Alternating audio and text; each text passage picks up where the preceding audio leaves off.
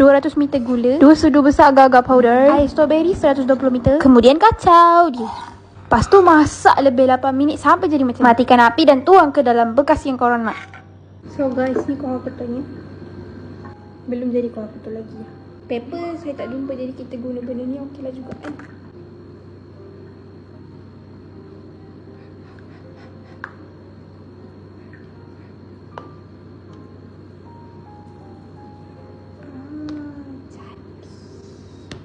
Wow.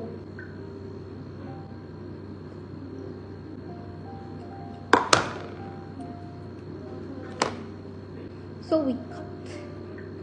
Potong macam mana? Potong macam mana? I think we need pisau. Okay, I want it.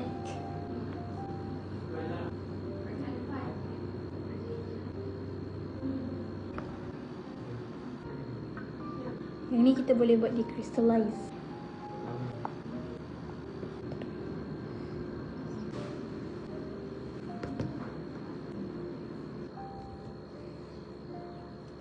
Okay, bentuk kristal.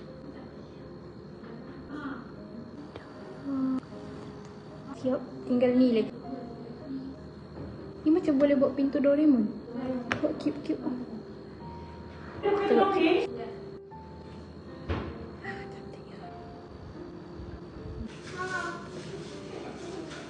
Muat ke?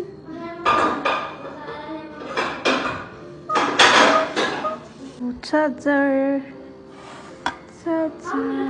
So kita kena tunggu 7 hari untuk kita makan benda ni.